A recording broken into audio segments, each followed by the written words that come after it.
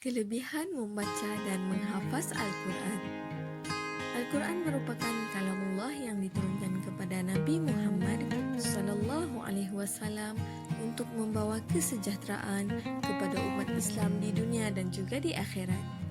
Seperti yang kita sedia maklum, terdapat banyak kelebihan bagi orang yang membaca, lebih-lebih lagi bagi orang yang menghafaz Al-Quran. Antaranya ialah dapat meningkatkan potensi daya memori. Mempunyai memori yang baik merupakan salah satu dari keperluan hidup, terutamanya dalam bidang pengajian. Ini kerana ia dapat meningkatkan daya faham, kreatif dan kritis individu tersebut. Hal ini menunjukkan bahawa teknik hafazan yang berkesan mampu meningkatkan potensi daya memori. Justru tidak hairanlah kenapa para ulama dahulu, bahkan ilmuwan kini, seperti mempunyai hadis di kepala mereka. Sebagai contoh, mereka mampu untuk mengingati sesuatu maklumat itu dengan mudah, walaupun baru mendengar dan membacanya sekali atau dua kali. Bukan semua dari kalangan mereka dilahirkan sebagai jenius savant. Namun, hasil dari latihan berkesan yang telah mereka lalui sejak dari kecil lagi mampu menjadikan mereka seorang ilmuwan yang hebat. Kelebihan yang seterusnya adalah dianugerahkan hati dan pemikiran yang tenang serta lapang. Tahukah anda, serotonin merupakan hormon yang berupaya meningkatkan kegembiraan, ketenangan, kepuasan serta sikap optimistik dalam diri seseorang individu. Satu kajian yang telah dijalankan mengenai impak hafazan Al-Quran terhadap kesejahteraan fizikal dan mental menunjukkan bahawa semakin tinggi tahap hafazan, maka semakin tinggi aras hormon serotonin.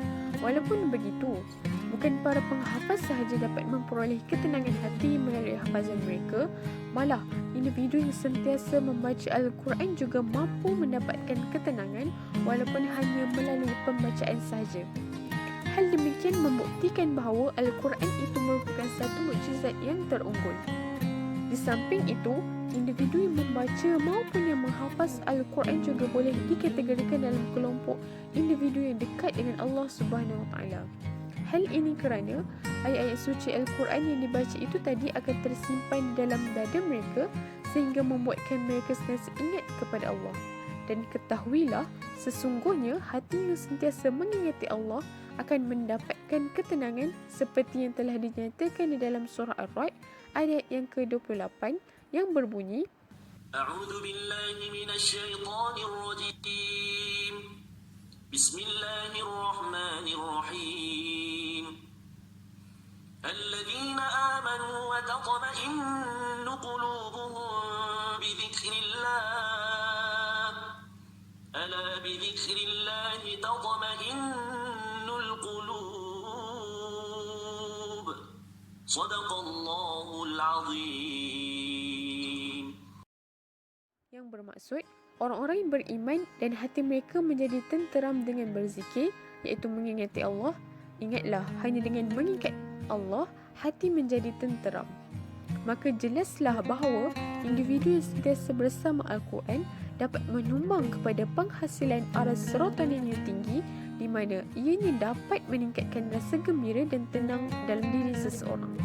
Kesimpulannya, tidak dinafikan bahawa dengan membaca dan menghafaz Al-Quran, potensi daya memori akan meningkat dan hati serta fikiran akan menjadi tenang dan lapang.